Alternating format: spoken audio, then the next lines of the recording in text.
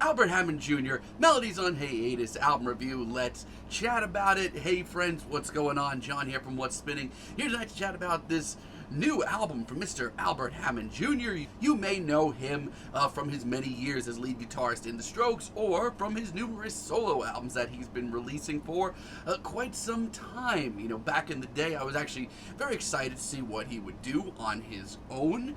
His debut album, Yours to Keep, came out, and I hated the damn thing. I mean, Albert on this album tried so much. He tried so much, from the sort of sad boy singer-songwriter stuff to some garage to some straight-up indie rock, and honestly, it was a jumbled mess of an album. So much so that I honestly just kind of wanted to hear him take it back to basics, which he definitely did with his next album, Como Te Llama. This album, to me, was not the most boldest or exciting statement that Albert could have put out, but it sounded like an overly decent album from a Strokes side member. You know, it just sounded like a very solid solo project from somebody in the Strokes, if that makes sense. And yeah, you know, after hearing just how jumbled of a mess his debut was, this was actually refreshing to me. But directly after that, with his Momentary Masters album, I was once again kind of just shrugging Albert's solo stuff off. Yeah, sure, Don't Think Twice and Caught by My Shadow are unbelievable tracks that I actually listen to quite often, but this album was lopsided. For every great track like one of those, there were probably 2 or 3 tracks that were just very middle of the road. So much so that when his last album, Francis Trouble, came off, honestly, I was not going to review it. I had no intention of even diving into it, but I did like the singles, and lo and behold, not only was this Albert's best album to date, by far, but by a long shot, I actually called it one of the best rock albums of the year. I was really surprised by how much I loved it, and still do. I mean, once again, it wasn't a bold statement, but it was an upbeat, fun, energetic garage rock album with a lot of personality and some really catchy hooks. Now, it has been a while since Albert has dropped an album, so much so that leading up to this album, I made the executive decision to just kind of go in blind and just see what Albert's been up to, and yeah, he's certainly been up to a lot, hasn't he? I'm not going to sugarcoat anything about this album. This is by far, his longest record, almost doubling the length of Francis Trouble a few years ago. And this is also his artsy project. This is the project that he has taken the most risks on. And you know what? It's a lot, and I kind of just wish he would go back to what he was doing. 199 featuring Goldlink as an intro. This certainly ushers in the album. God, it sucks. Between this flimsy atmosphere and Albert's delusional performance on this track, it is just a real sign of things to come. This is the one single I actually heard from this album, you know, a couple of months back when it initially dropped, and instantly I was just so turned off by this sound. He's trying so hard to be artsy and weird and flopping so hard, and Goldlink, who I've never really been that big of a fan of, just sounds ridiculously out of place, and the auto-tune will haunt me in my nightmares for the rest of my damn life. I honest to God think this intro track is the worst track here. You also have Thoughtful Distress, featuring Matt Helders and Steve Stevens, and God, this is not good. It's criminally awkward, it's goofy, I'm gonna be honest with you. A lot of the features, I can't think of a single feature on this album that actually works. This riff sounds recycled.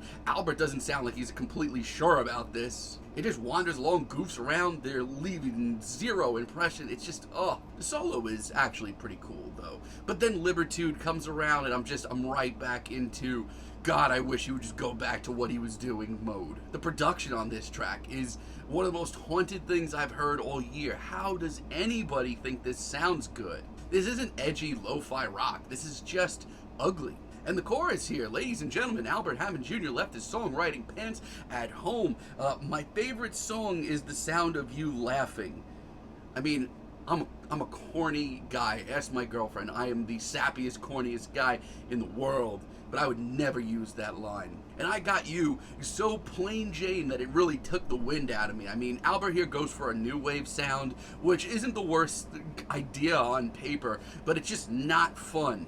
Albert sounds like he would literally be doing anything else in the world right now but recording this track in the woo-woo chorus. God damn, that sucks. Now here's my real issue with this album. It is a lengthy one. It is a long album, and what's really infuriating is when Albert actually tries to do something, and actually focuses, there's actually some decent material on here. Take, for example, Downtown Fred. I mean, am I completely enamored with the more electronic-based sound that he's going for here? No, but it's not bad at all. As a matter of fact, I really love the twinkling riff, and Albert's performance is commendable. The hook is solid. It's a very heartfelt and sweet tune. Albert sounds at his most passionate. I mean, it's not that hard. And you see a track like Old Man coming down the pipe, and yes, is it straightforward? Absolutely.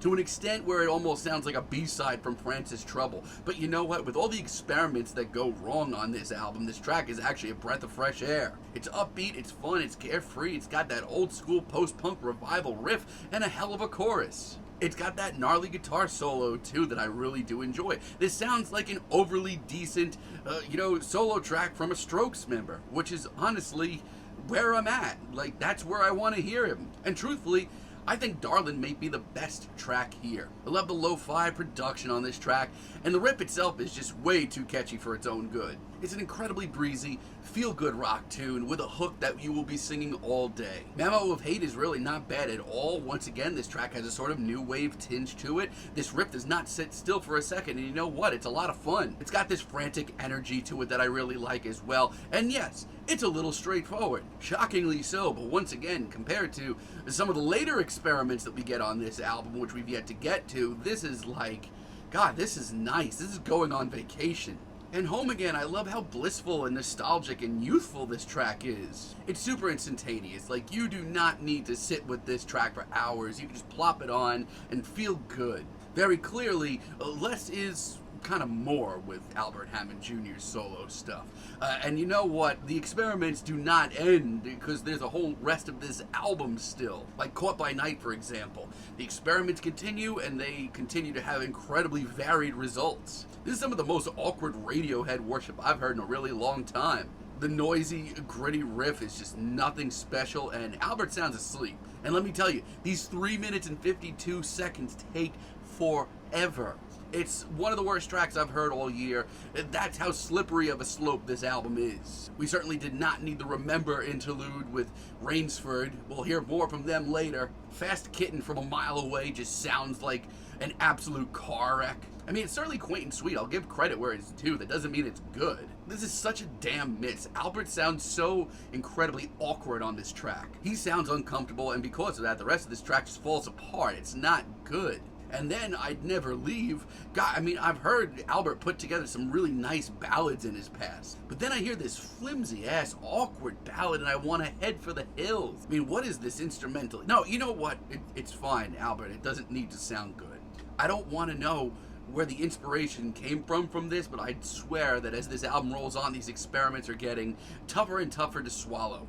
And All Right Tomorrow, also featuring Rainsford, as a finale, is, once again, not good. It's a painful, cheesy ballad with no actual emotion from it. I mean, Albert's presence is barely felt on this track. It's mostly the Rainsford show. I mean, it picks up a little in the second half, but this is such an ineffective finale. It's so frustrating, especially when we get really good tracks like Dead Air. It's lo-fi, it's gritty, it's got that DIY vibe. All around, this is a great sound for Albert. It's so simple, so straightforward, but it has such an essence of cool to it that I can't wait to listen to it again. And it doesn't get much more sunny and blissful than One Chance. I mean, almost too sunny to the point where I almost didn't like it, but I cannot say no to that hook. It is easily the catchiest track here, and that's saying something. And 818, as far as a weirder track from this album goes, look no further.